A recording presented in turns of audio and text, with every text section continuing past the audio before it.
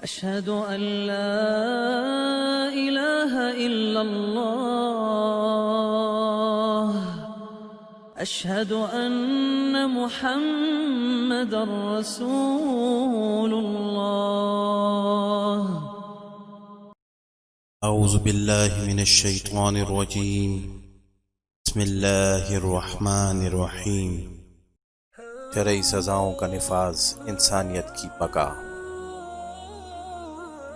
آج سے کئی سال پہلے کی بات ہے کہ امریکی صحافیوں کا ایک وفد سعودی عرب کے دورے پر آیا۔ وہ لوگ وہاں ایک ہفتہ ٹھہرے۔ سعودی عرب کی صورتحال کا جائزہ لینے کے دوران انہیں لگا کہ یہ جو سعودی عرب میں جرائم کی شرعی سزائیں سرعام دی جاتی ہیں، یہ سراسر زیادتی اور انسانی حقوق کے تقاضوں کے خلاف ہے۔ امریکہ میں تو ایسی سزاؤں کا تصور بھی نہیں۔ وفد کی ملاقات اس وقت کے شاہ سعودی عرب شاہ فیصل سے بھی طے تھی۔ ملاقات کے دوران ایک صحافی نے شاہ فیصل سے ان سزاؤں کا ذکر کیا، اتنی سخت سزائیں آپ نے کیوں نافذ کر رکھی ہیں؟ یہ تو انسانی حقوق کی خلاف ورزی ہے۔ جب صحافی اپنی بات مکمل کر چکا تو شاہ فیصل کچھ دیر خاموش رہے۔ صحافی سمجھا کہ اس نے شاہ کو لاجواب کر دیا ہے۔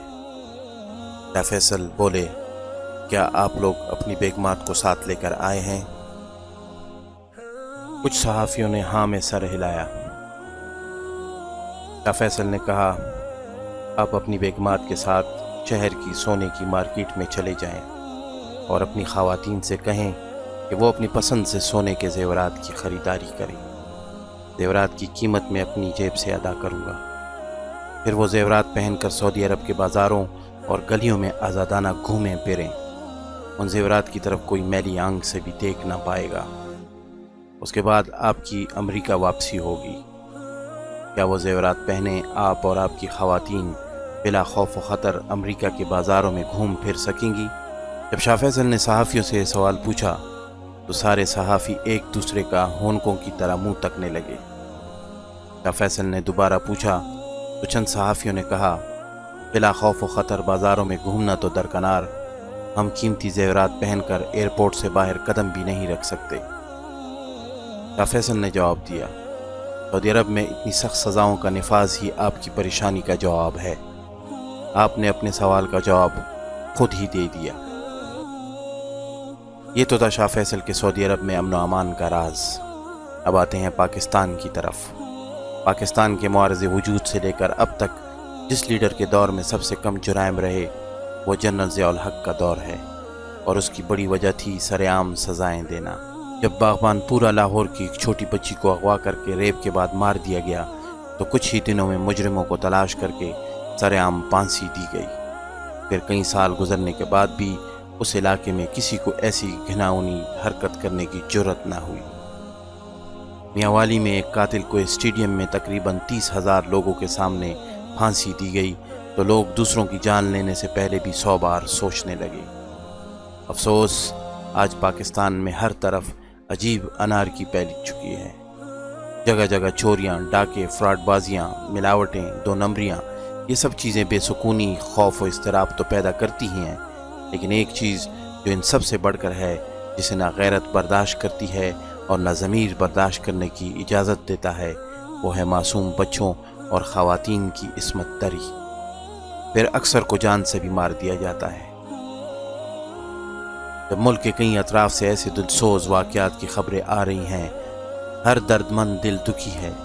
ایسے میں ہمیں ریاست مدینہ کے خواب دکھانے والی کابینہ میں سے ہی وزارت قانون کا قلمدان سنبھالنے والا نااہل وزیر بڑے دھڑلے سے بیان دیتا ہے کہ مجرم کو سرعام پھانسی دینا انسانیت کی خلاف ورزی ہے۔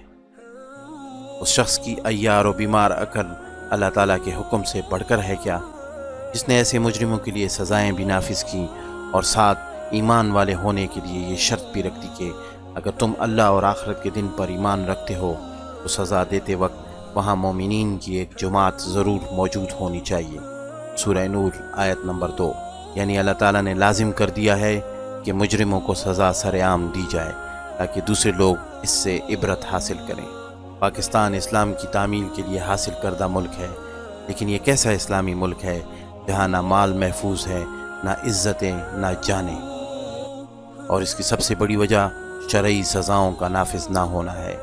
جب اللہ تعالیٰ کے حکم کے مطابق چور کا ہاتھ کاٹ دیا جائے گا، شرابی کو کوڑے مارے جائیں گے، زانی کو کوڑے اور رجم کی سزا دی جائے گی، پاک دامن پر تہمت لگانے والوں کی سخت سرزنش کی جائے گی، عصمت دری کرنے والوں کو سر عام لٹکایا جائے گا، تو انشاءاللہ ایسے جرائم دور دور تک نظر نہیں آئیں گے۔ ملک میں شرعی سزاؤں کے نفاذ کے لیے ہم سب کو مل کر ایک تحریک چلانی ہوگی، کیونکہ ان کے نفاذ میں ہی انسانیت کی بقا ہے۔ سب سے بڑھ کر میرے رب نے ان احکامات کے لیے زور دے کر فرمایا وَفَرَضْنَاهَا سورہ نور، اور ہم نے اسے فرض کر دیا۔ جب ایسے مجرم کو سر عام سزا دینا اللہ تعالیٰ کی طرف سے فرض ہے تو گنجائش کس بات کی؟ وآخر دعوانا ان الحمد للہ رب العالمین۔